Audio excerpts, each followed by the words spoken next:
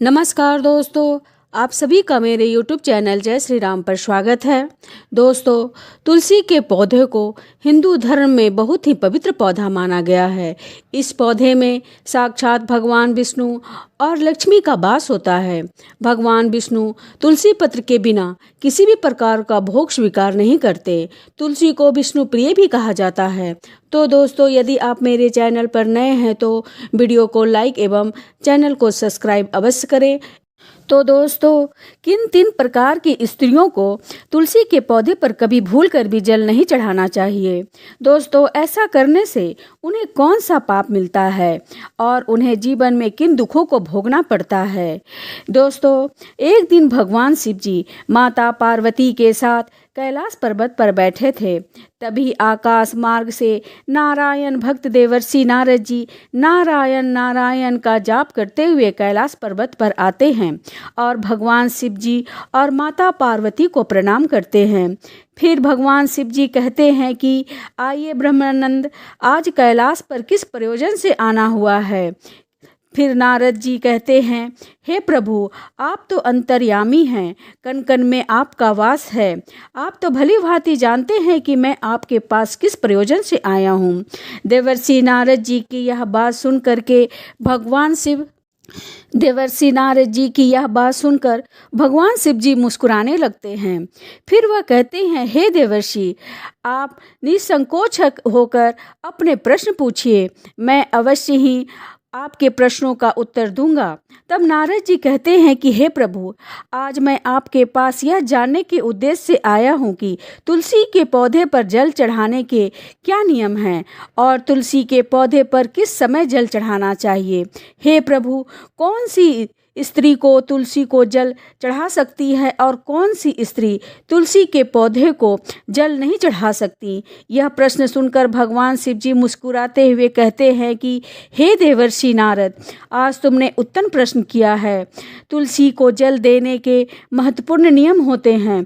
उन नियम को पालन करते हुए ही प्रत्येक मनुष्य को पवित्र तुलसी के पौधे पर जल देना चाहिए। यदि कोई व्यक्ति इन नियमों का पालन नहीं करता है तो उन्हें महापाप लगता है और देवी लक्ष्मी उसके घर को त्याग करके चली जाती हैं, क्योंकि हे देवर्षि, तुलसी का पौधा स्वयं देवी लक्ष्मी का स्वरूप है। दोस्तों, जिस घर में माता लक्ष्मी का वास नहीं होता, उस घर में गरीबी और दरिद्रता हमेशा अपने पैर पसारे रहती हैं। आगे बताते हुए भगवान शिव जी कहते हैं कि हे देवर्षि नारद, आज मैं उन 3 स्त्रियों के बारे में बताने वाला हूँ जिन्हें तुलसी के पौधे पर जल नहीं चढ़ाना चाहिए। इन 3 स्त्रियों को तुलसी के पौधे पर जल देने का कोई शुभ फल नहीं होता है। उल्टा इनके द्वारा तुलसी को जल चढ़ाने पर उन्हें महापाप ही लगता है। तुलसी को जल चढ़ाने के नियम बताने से पूर्व हे देवर्षि, मैं आपको एक सत्य और पौराणिक कथा सुनाता हूँ, जिसे आप ध्यान से सुनिए। और जो भी पुरुष या स्त्री इस पवित्र कथा का श्रवण करता है, उसे 100 योगों के बराबर पुण्य की प्राप्ति होती है।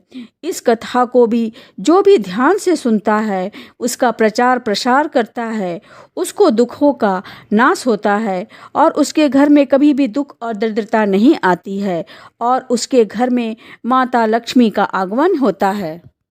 देवर्षि नारद जी कहते हैं, हे भगवान, आपके मुख से इस कथा को सुनने के लिए मेरा मन बहुत उत्सुक हो रहा है। प्रभु, आप कथा सुनाइए, मैं इसे ध्यानपूर्वक पूरा सुनूंगा।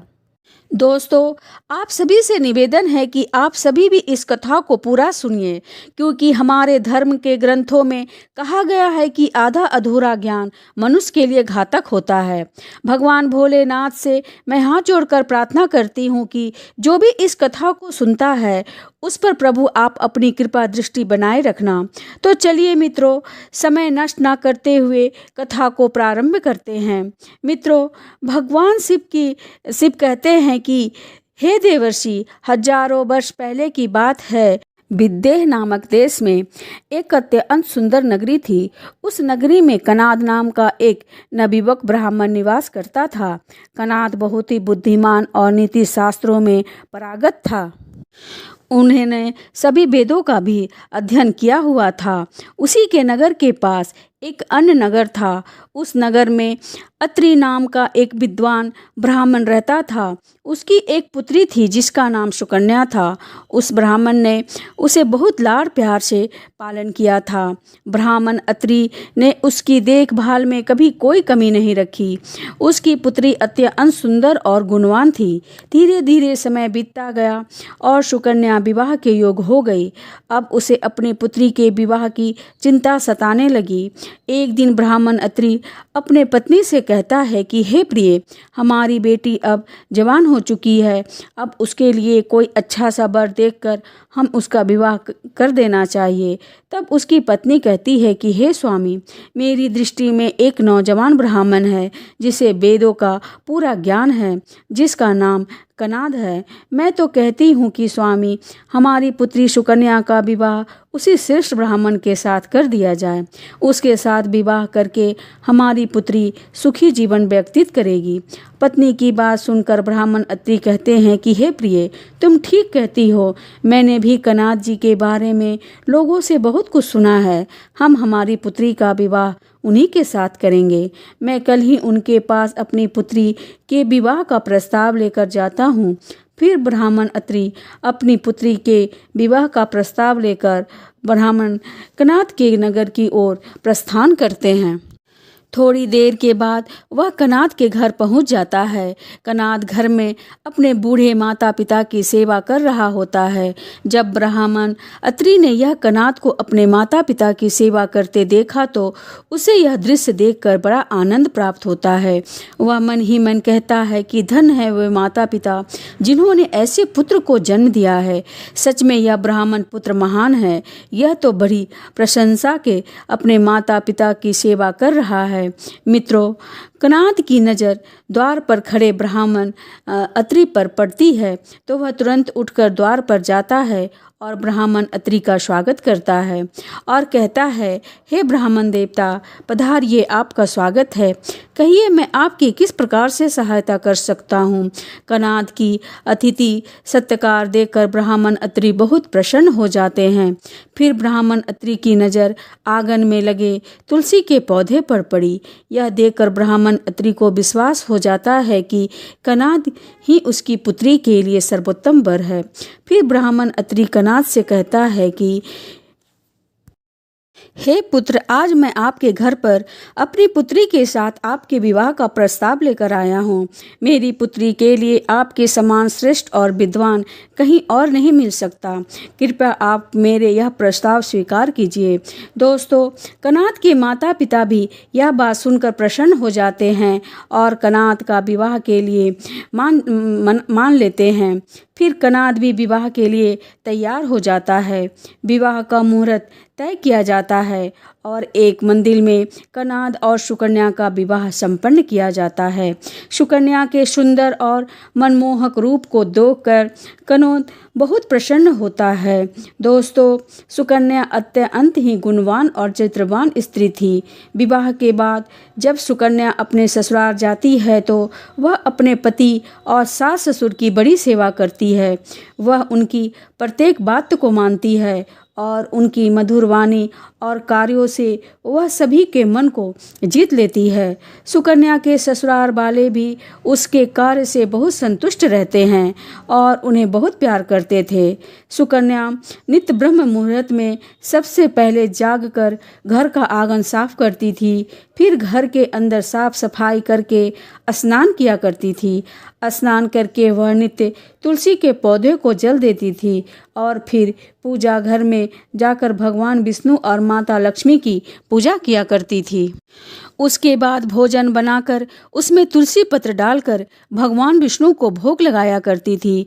उसके बाद वह अपने पति को भोजन कराकर फिर खुद भोजन किया करती थी। रात को वह सोने से पहले अपने पति के चरण दबाकर उनके सो जाने के बाद ही सोया करती थी। सुकन्या के अंदर एक चरित्रवान और पतिव्रता नारी के सभी लक्षण थे और वह अपने पति को ही परमेश्वर मानकर उनकी सेवा करती थी। सुकन्या ने कभी भी अपने पति के अलावा अन्य पुरुष के विषय में विचार नहीं किया। वह सत्य धर्म का पालन करने वाली और धर्म कार्य करने वाली पवित्र स्त्री थी। उसने कभी कोई अशुभ कार्य नहीं किए। सुकन्या के ऐसे सरल स्वभाव को देखकर माँ लक्ष्मी भी उस पर मेहरबान थी।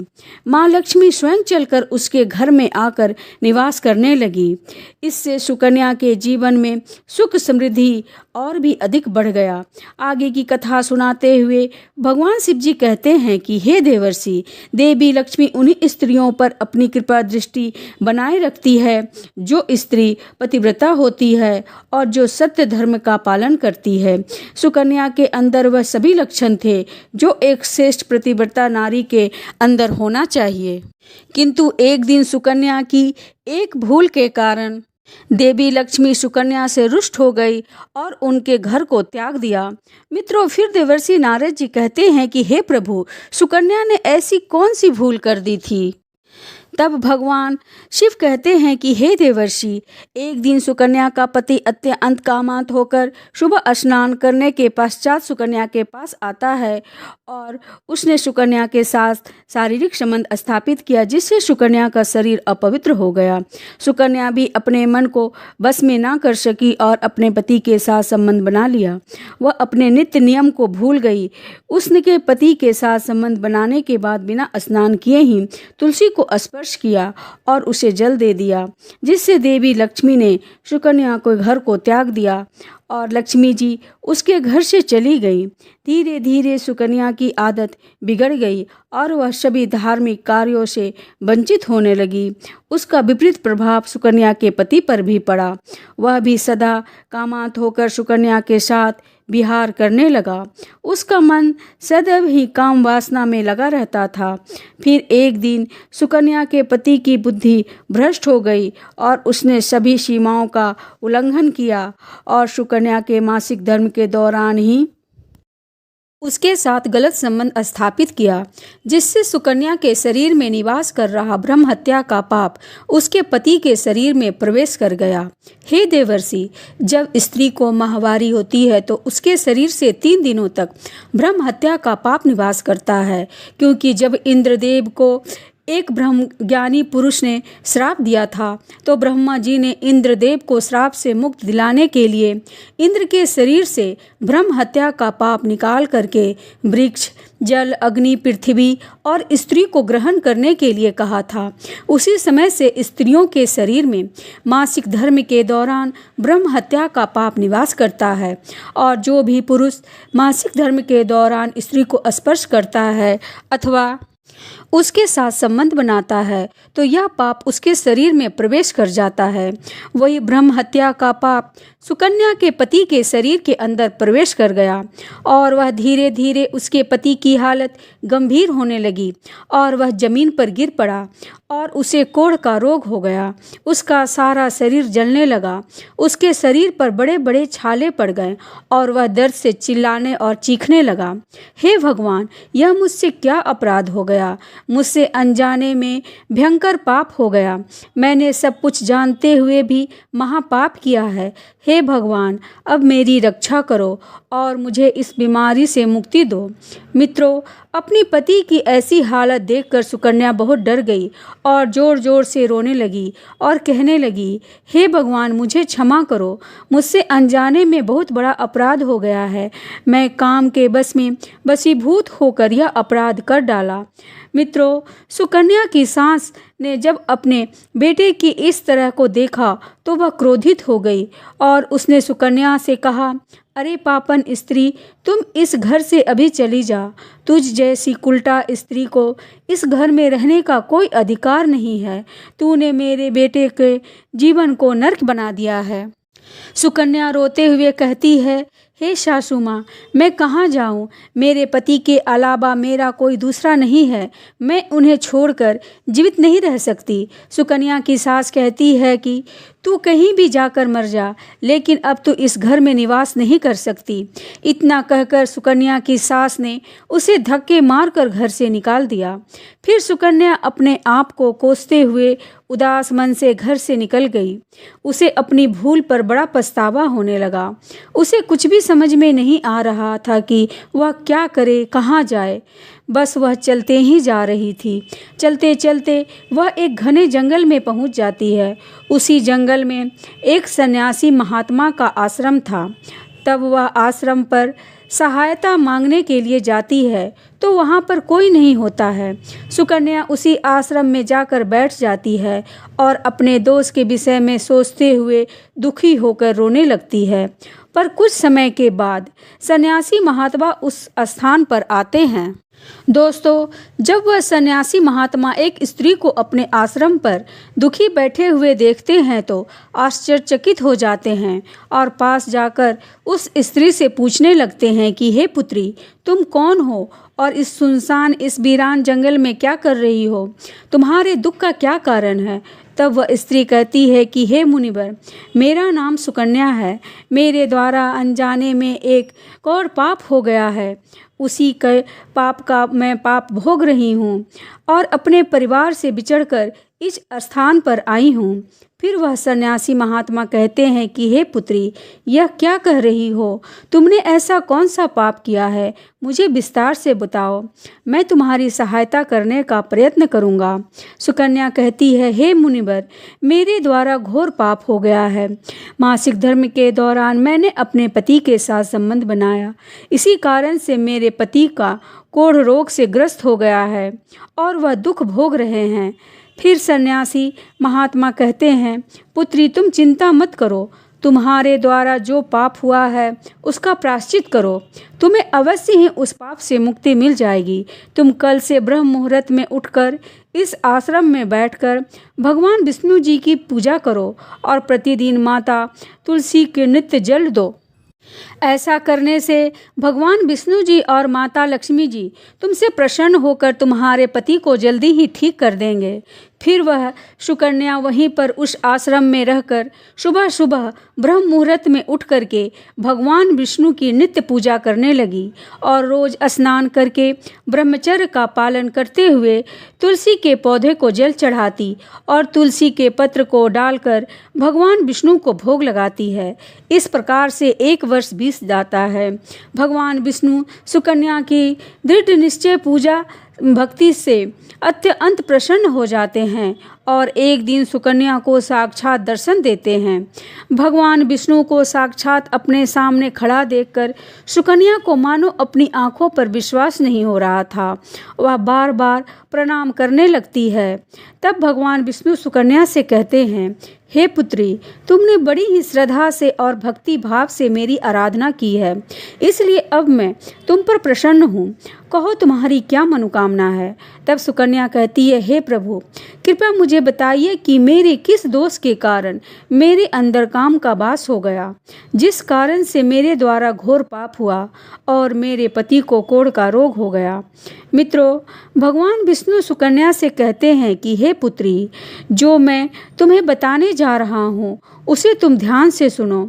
तुम्हारे द्वारा अनजाने में ही एक पाप हुआ था, जिस कारण से तुम्हारे अंदर महामोह ने प्रवेश किया था। एक दिन तुमने अपने पति के साथ संबंध बनाने के बाद बिना स्नान किए ही तुलसी के पौधे को जल दिया था। हे पुत्री, पति पत्नी जब भी रात्रि क्रिया करते हैं तो उनका शरीर अपवित्र हो जाता है और ऐसी अवस्था में तुलसी को कभी स्पर्श नहीं करना चाहिए, क्योंकि तुलसी का पौधा स्वयं देवी लक्ष्मी माता का रूप है। तुमने अपवित्र अवस्था में ही तुलसी को जल अर्पण किया था, जिस कारण से देवी लक्ष्मी तुम्हारे घर का त्याग कर कर चली गई और फिर महामोह ने तुम्हारे अंदर प्रवेश कर लिया। उसी महामोह के कारण तुम्हारे और तुम्हारे पति के अंदर काम का प्रवाह अधिक बढ़ गया और मासिक धर्म के दौरान संबंध स्थापित करने के कारण तुम्हारे पति को कोढ़ का रोग हो गया था। फिर सुकन्या कहती है कि हे प्रभु, मुझसे अनजाने में ही यह घोर पाप हो गया था। अब इस पाप का क्या प्रायश्चित है? भगवान विष्णु कहते हैं, हे पुत्री, इस पाप का प्रायश्चित तुमने 1 वर्ष तक ब्रह्मचर्य व्रत का पालन करके कर लिया है, इसलिए अब तुम पाप से मुक्त हो। सुकन्या कहती है, हे प्रभु, कृपया आप मुझे बताइए कि किस अवस्था में तुलसी को जल नहीं देना चाहिए और तुलसी को जल देने के क्या नियम हैं। भगवान विष्णु कहते हैं कि हे पुत्री, आज मैं तुम्हें तुलसी को जल देने के नियम बताता हूँ, तुम उसे ध्यान से सुनो। हे पुत्री, तुलसी एक अत्यंत पवित्र पौधा है। इसमें स्वयं देवी लक्ष्मी जी निवास करती हैं, इसलिए यह मुझे सबसे अधिक प्रिय है। तुलसी के पौधे को कभी अपवित्र अवस्था में स्पर्श नहीं करना चाहिए। जो स्त्री माहवारी में हो, उस स्त्री को इस पौधे को कभी स्पर्श नहीं करना चाहिए, क्योंकि मासिक धर्म के दौरान स्त्री के शरीर में ब्रह्म हत्या का पाप निवास करता है। इसलिए ऐसे में स्त्री को तुलसी को जल नहीं देना चाहिए। किसी भी स्त्री और पुरुष को संबंध बनाने के बाद बिना स्नान किए तुलसी को पौधे को स्पर्श नहीं करना चाहिए और ना ही उसे जल देना चाहिए, क्योंकि संबंध बनाने पर स्त्री और पुरुष का शरीर अपवित्र हो जाता है। ऐसी अवस्था में पवित्र तुलसी के पौधे को स्पर्श करने पर पाप लगता है और देवी लक्ष्मी रुष्ट होकर ऐसे स्थान से चली जाती हैं। हे पुत्री, वास्तुशास्त्र के अनुसार तुलसी के पौधे को सूर्योदय के बाद नहीं छूना चाहिए, बल्कि शाम के समय बिना हाथ लगाए पौधे के निकट धूप दीप जलाकर पूजा करना चाहिए, क्योंकि शाम के समय तुलसी को स्पर्श करने से माता लक्ष्मी क्रोधित हो जाती हैं और सूर्य ग्रहण और चंद्र ग्रहण के समय भी तुलसी के पौधे में जल नहीं चढ़ाना चाहिए। हे पुत्री, रविवार, एकादशी और ग्रहण काल के दौरान तुलसी के पौधे में जल देने से पाप लगता है और सुख समृद्धि में कमी आती है। तुलसी के पौधे को स्पर्श और पृथ्वी के बीच का प्रवेश द्वार माना जाता है।